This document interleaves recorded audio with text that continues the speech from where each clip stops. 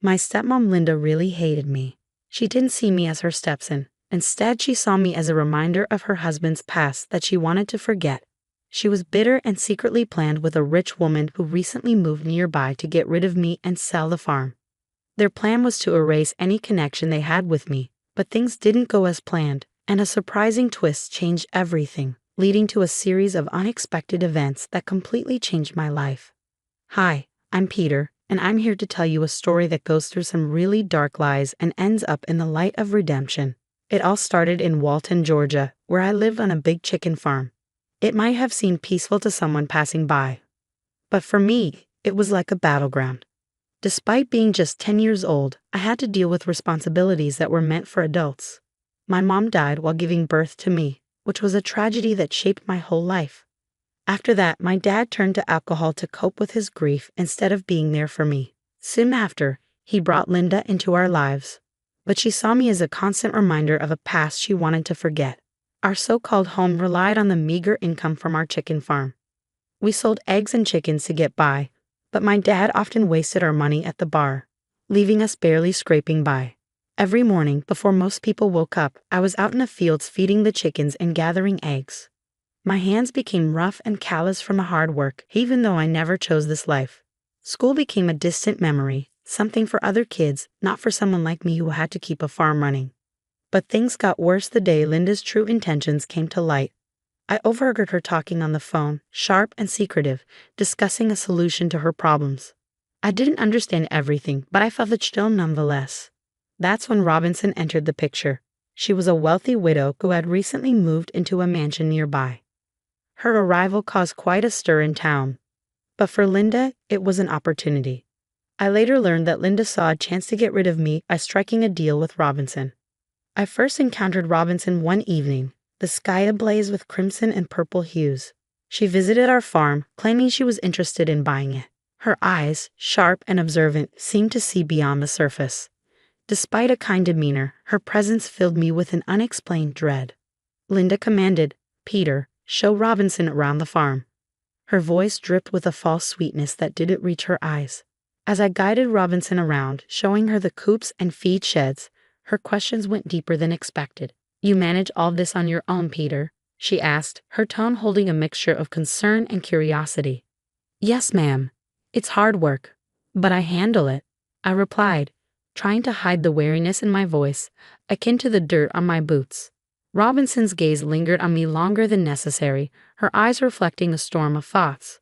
As we returned to the house, the setting sun cast long shadows, twisting the familiar path into something ominous. That night, as I lay in bed, listening to the distant hoot of an owl, I overheard Linda and my father speaking in hushed tones. They were planning something significant and life-changing. Fragments of their conversation reached me, sending waves of panic through me. "We'll be free of the burden," Linda whispered fervently, "once Robinson takes the farm and him." Their laughter, cold and cruel, drifted up to my small attic room. I lay there, the weight of their plans pressing down on me. What did they mean? Was I the burden they wanted to be rid of? These questions swirled in my mind, each more unsettling than the last as dawn broke. The next morning, I faced the day with a determination I hadn't felt before. I knew I had to take action to uncover what was being schemed behind closed doors. Little did I know, the answers would rock the very core of my world. The day began like any other on the farm, with roosters crowing and chickens bustling about, unaware of the human deceit unfolding around them. But today, I wasn't just going through the motions of chores. I was actively listening and watching for any signs of what was to come. After finishing my usual tasks, I quietly made my way back to the house.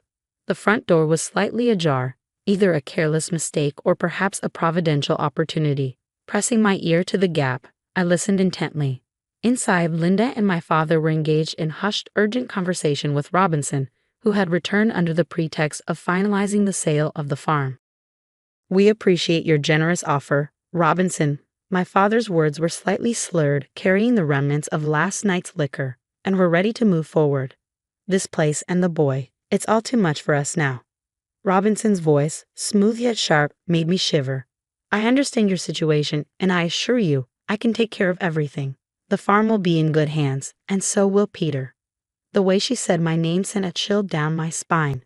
Was she merely another antagonist in this scheme, or was there something deeper at play? Determined to find answers, I took a risk.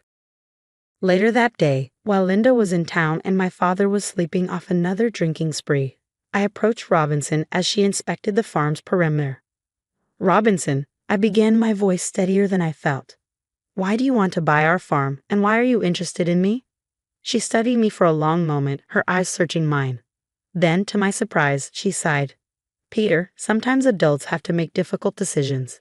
But I promise, whatever happens, I'll make sure you're safe." Her words puzzled me. They hinted at kindness, but the uncertainty of her intentions hung in the air like the Georgia heat. Over the next few days, tension grew at home. Linda's glances were sharp and calculating, and my father avoided my eyes, guilt flickering in his usual indifference. They were planning to leave, I heard them say one night. They spoke of a new life, one without the farm and without me. The day before they were supposed to finalize everything with Robinson, I decided to confront Linda. I found her in the kitchen, packing dishes with more care than she had ever shown to me. "Linda," I said, my voice cracking with fear and anger. "What's going to happen to me?" She froze, then turned slowly, her look pitiless. "Peter, you're going to a better place. Robinson will take good care of you, better than we ever could." "But I don't want to leave," I protested, my voice rising. Linda's face hardened. "It's not about what you want, Peter. It's for the best." That night, unable to sleep, I lay in bed listening to the whispers of the wind through the cracked window. My heart weighed heavy, my future uncertain as the next morning approached, bringing Robinson back to our farm to finalize the sale and supposedly my fate. As dawn crept over the horizon, casting long shadows across the fields, I made a decision. I couldn't just wait to see what would happen to me. I needed to act, to escape, to find someone who could help. But just as I was about to sneak out, a car rolled up the driveway. It wasn't just any car, though. It was a police cruiser. Suddenly, everything changed. The doors opened, and two stern-faced officers stepped out, followed by Robinson, determination etched on her face. I was as confused as anyone by the police arriving at our doorstep, my heart pounding with uncertainty. Robinson walked up to the house with purpose, the officers flanking her like guardians of some grim truth yet to be revealed. As they approached, Linda and my father emerged, confusion etched across their faces. They clearly hadn't expected this visit. My father, still groggy from his morning stupor, tried to put on a brave front. "Officers, what brings you to our humble home so early?" he asked, his voice cracking under the strain. "We received a call concerning the welfare of a minor and potential fraudulent activities related to the sale of this property," one of the officers announced. The world seemed to stop spinning for a moment as their words sank in. Linda's face drained of color, and she gripped my father's arm tightly. I watched from my hiding spot behind the doorway, my curiosity battling the waves of fear crashing inside me. Robinson caught my eye and gave a slight nod, as if to reassure me, but her expression was serious, all business. "Peter," she called out, her voice steady and clear. "Could you please come here?" With legs that felt like they were made of lead, I stepped forward, joining the adults under the scrutinizing gaze of the law. "Peter, have your guardians discussed any plans about your future with you?" the other officer asked gently. I glanced at Linda and my father, their faces a mix of fear and guilt. Taking a deep breath, I voiced the truth. They said I'd be going to live with Robinson because they couldn't take care of me anymore. But I don't know what they meant by that. The officers exchanged a look, and Robinson spoke up. "I never intended to take Peter away without his consent or legal proceedings. I was here to discuss buying the farm. But when I learned about the child's situation, my concerns grew. I contacted you because I feared for his safety and well-being." The officers nodded, turning their attention back to Linda and my father. "We need to check some documents and have a longer conversation about Peter's custody and your financial dealings," one officer said, motioning for them to lead the way inside. As they walked into the house, Robinson stayed behind for a moment with me. "Peter, no matter what happens today, I want you to know that my home is always open to you, and not because of any deal, but because you deserve a safe and loving environment." Her words felt like a warm blanket around my shivering shoulders. I nodded, not fully understanding the legal intricacies, but feeling a glimmer of hope amidst the chaos. Inside, the officers begin their questioning, pulling out documents that Linda and my father fumbled to explain.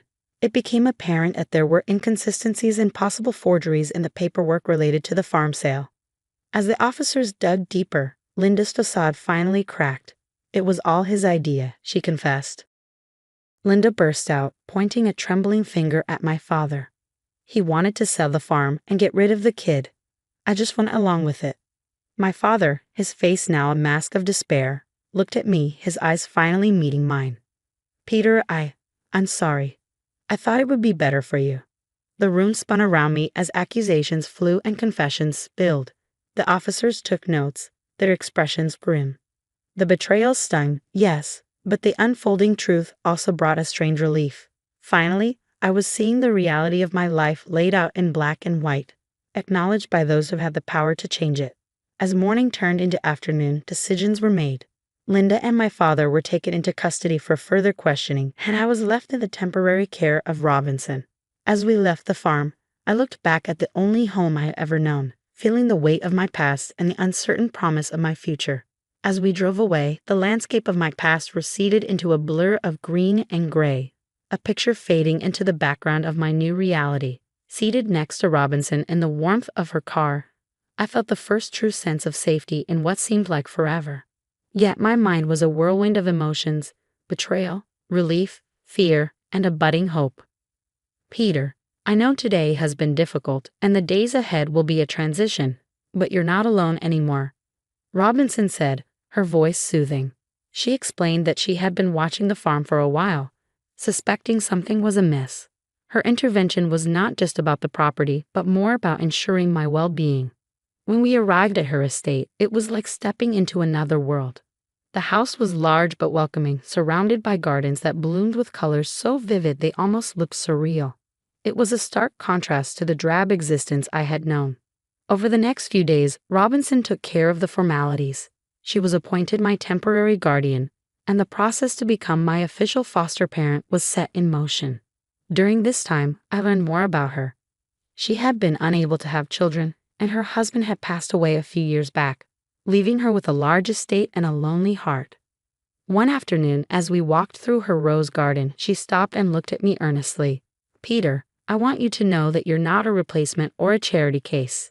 You're a brave young boy who deserves a chance at happiness. I hope with time you'll come to see this place as your home. Her words planted something inside me, a seed of hope that maybe, just maybe, I could have a future here, one filled with love and stability. But the story didn't end with just new beginnings. The past, as it often does, had one last twist to reveal. A few weeks after moving in with Robinson, I received an unexpected call from the police. They wanted to see me about the ongoing investigation into my father and Linda. At the station, an officer handed me a letter found among Linda's possessions. It was addressed to me from my mother. It had been hidden, kept away by Linda all these years. With trembling hands, I opened it. Inside, my mother wrote about her love for me, her hopes for my future, and her deep regret that she wouldn't be there to see it unfold. The letter shattered and healed parts of me I didn't even know needed mending. It was a piece of my past that Linda had tried to steal, but now it was mine, a connection to a mother I never knew. As the weeks turned into months, the court cases against Linda and my father proceeded. They were found guilty of fraud and child neglect. My father tried to reach out, to apologize, to reconnect. But for me, the path forward didn't include him, not yet. Forgiveness is a complex journey, and I wasn't ready to embark on it. Life with Robinson, or Margaret as I came to call her, was filled with the mundane and the magnificent. School, which had once been a distant dream, became a part of my daily routine. Margaret supported my studies, my explorations of new hobbies, and most importantly, she supported me in finding my way through the tangled emotions of my past. One evening, as Margaret and I sat watching the sunset from the porch, she turned to me and said, "Peter, all families are built differently. Some are formed by blood, others by bonds stronger than blood. We're the latter, and I couldn't be prouder." That moment, with the sky painted in hues of orange and pink, felt like the final piece of a puzzle being placed. The chaos of my past had led me to this tranquil present, and the future was a canvas with. And so, my friends, this is where my tale concludes, not with an end, but with a beginning. A beginning of a life once shadowed by deceit and neglect, but now illuminated by the promise of unconditional love and new discoveries. This is not just my story, it's a testament to the resilience of the human spirit and the transformative power of compassion. Thank you for walking this journey with me through the shadows and into the light.